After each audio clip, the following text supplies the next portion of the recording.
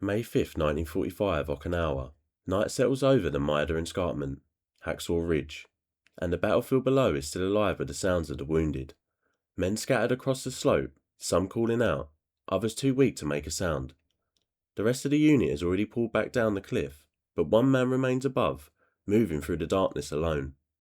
Desmond Doss doesn't carry a rifle, and he never has.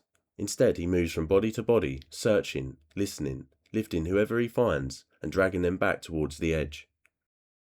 Working by feel more than sight, he secures a rope around each man and lowers them down the sheer drop, watching until they disappear into the dark below, before turning back once more into the battlefield, repeating the same quiet prayer each time. Just one more. Doss was never meant to fit the image of a soldier. Born in 1919 in Lynchburg, Virginia, and raised in a devout Seventh-day Adventist household, he believed deeply in the commandment not to kill. When the United States entered the war after the attack on Pearl Harbor, he enlisted anyway, choosing to serve as a medic rather than carry a weapon, a decision that immediately set him apart. In training, that difference made him a target. He was mocked, threatened, and at times physically attacked by men who believed he was putting them at risk. Someone unwilling to fight having no place in a combat unit. Requests were even made to have him discharged, but Doss never argued his case loudly or tried to force respect. He simply endured it, continuing to train, quietly determined to prove that his way of serving had value. By the spring of 1945, that belief was tested on Okinawa, where American forces had faced one of the most heavily defended positions in the Pacific. Ahead of them rose the Maeda Escarpment, a 400-foot wall of rock reinforced with machine guns, mortars, and concealed Japanese positions. Troops were forced to climb cargo nets under fire just to reach the top. What awaited them there was worse. The moment they emerged, they were met with instant resistance.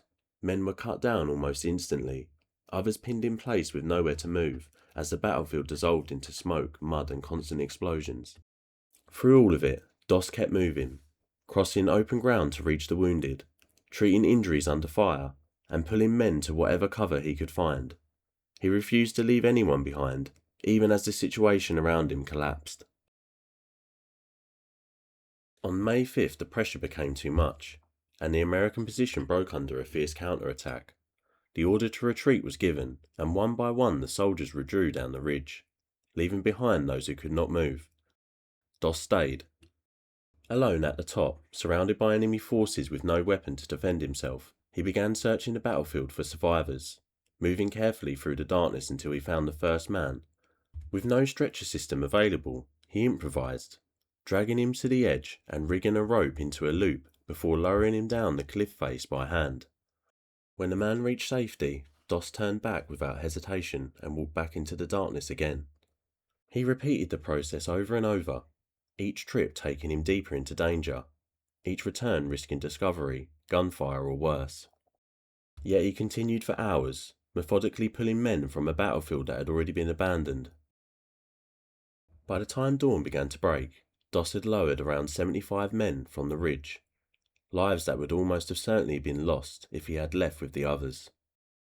In the days that followed, he continued serving on the front line, even after being wounded by grenade fragments and later struck by a sniper's bullet, refusing evacuation until other men were treated first. Months later at the White House, Harry S. Truman placed the Medal of Honor around his neck, making him the first conscious objector to receive the award. Yet the recognition only captured part of what happened on that ridge, because what defined Doss wasn't just the number of men he saved, but the way he did it, unarmed, exposed, and entirely committed to a belief that, even in the middle of a war, courage could be measured not only by the lives taken, but the lives carried out of it.